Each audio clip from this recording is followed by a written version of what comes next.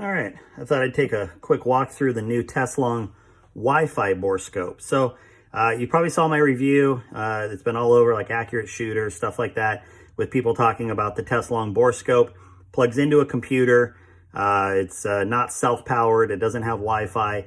And one of the biggest complaints that people had about it is that they couldn't use their iPhone or, Samsung or whatever Android system, small tablets like, iPad mini here, to look and use their Borescope. And not everybody has a computer handy when they want to use their Borescope. So Teslong just released, I believe it just hit Amazon yesterday, if I remember right.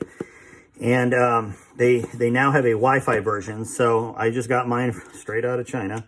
And if you've ordered from them or even on Amazon or whatever, it's pretty funny because I can't believe how fast they can get something like this from China to the States and have it be free shipping. It's pretty crazy. I believe they pretty much everybody gets it by DHL shipping. So anyway, comes in a box like this. Whether you have the old unit or this new Wi-Fi unit, Teslong will tell you do not wind it up too tight. Now, I've already had this out and played with it and stuff, but I wanted to put it back in the pack so you could kind of see what their recommended coil size was. So it's, roughly whatever, 6 to 8 inches in a circle there. And that's kind of what they, recommend as far as the coil goes. They say if you wind it any tighter than that, then you run a risk of snapping the optical cord inside. And there's been a number of people who have had problems with that online, and they have been kind enough to replace it for them. But I don't know how long they're going to be doing that for, since they stopped sending the hard cases with it some time ago. So they're probably going to, there's going to be a limit to that. Anyway, so you just want to keep it rolled up roughly like this. Now, it does come as one whole unit. There is no way to, remove this or, separate the two. This is all self-contained. So it's got a battery pack. There's the micro USB charger for it. And then the power button, and that's it. So when the battery finally goes bad on this, I don't know. I might try pulling it apart, but who knows what'll be on the market by the time this thing actually ends up dying. And then I'll show you probably the best thing that they did is you've got your instruction manual, of course.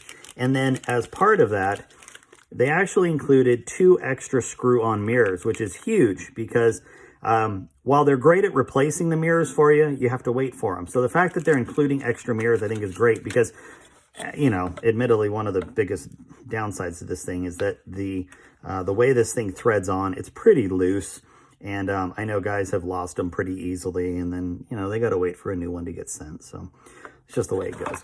Now, another thing that the instructions say that was not in the original unit is that now, obviously, you figured this out if you played with one, but they are now telling you that you want to adjust the distance that you screw in or out based on the caliber or diameter of the hole that you are borescoping. So the smaller the diameter, the more you want to unthread the mirror system, and the bigger the bore, the tighter you want to screw this on. I found for my 284, what does that work out to? 1, 2, 3, about, I don't know, 2 or 3 turns, rotations, is about where I'm getting the best focal distance on it. I'll probably put just a hint of blue Loctite on there so that, or a little bit of wax so that I can just tighten this up a little bit. But anyway, it works fine. In the instructions, it will also show you that you need to download an app called Wi-Fi Image right here. And, don't be discouraged by the fact that it has 33 reviews and a 2-star rating. I haven't had any issues with it. Doesn't mean you won't. It just means that I think based on the reviews that I've read, most of the people are trying to use it for purposes other than what we're doing with this. Again, I haven't had any issues. Doesn't mean I won't. Doesn't mean you won't. Just means it's the way it is right now. So you need to download that, and then you need to connect it. Now, connecting it to use it every time does mean going to your settings, and I'm at work, so I just, well, and by work, I mean my shop, but I've just got this over here because there's personal information. So we're going to turn on Wi-Fi, and we're going to hold down the power button. 1, 2, 3, 4, and then let go. And that's turning on the Wi-Fi. Now, I haven't tried just turning it on to see if it works, but they do say you have to hold down to initiate the Wi-Fi. So I don't know. It's not that big a deal. Anyway, up comes a Wi-Fi setting network called Scope Around. You're going to connect to Scope Around. And now, if I go to the Wi-Fi, you'll see it's searching, and it has now found that cardboard box. So you can see it's moving around just like that. So I'm going to set this down for a second. Let me move this cardboard box, and we will send it down a barrel I've got laying on my counter. Now, there's a couple nice things about having this handheld and not connected to your computer.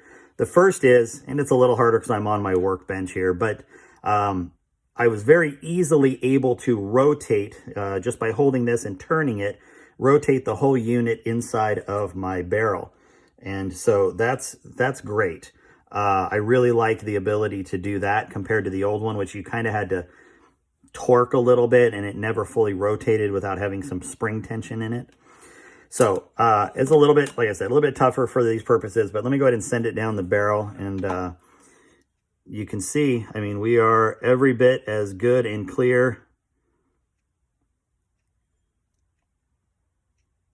as the old unit.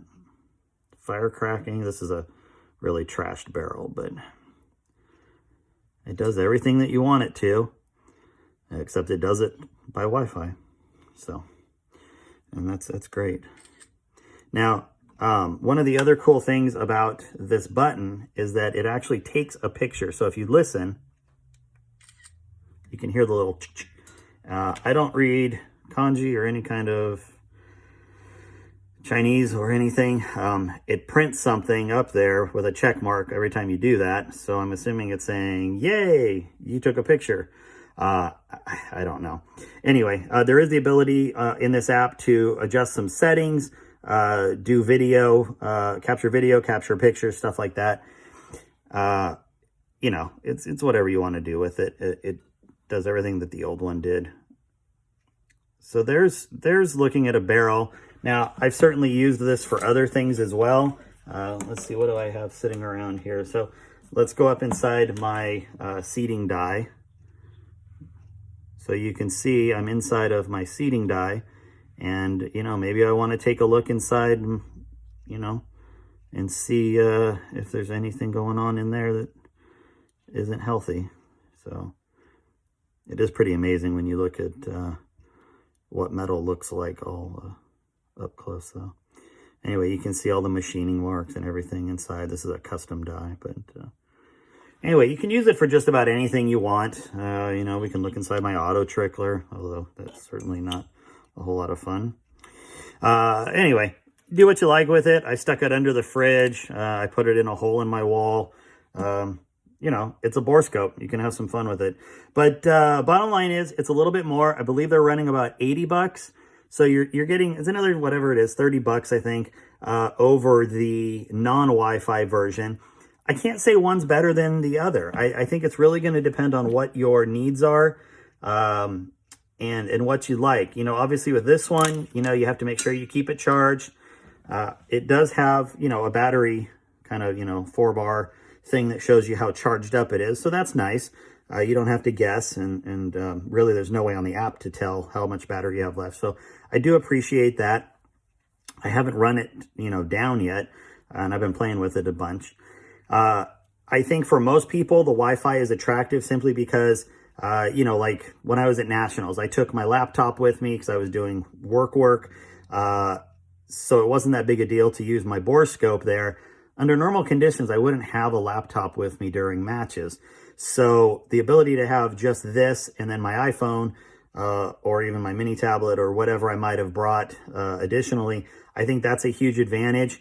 You know, I think it's just going to depend on what your preferences are. There's obviously a price difference as well. So, you know, if you're a little more price budget conscious, then I would definitely say go for the go for the one that plugs into your computer and save a few bucks. Otherwise, give this one a run. I think you'll be pleasantly happy with it.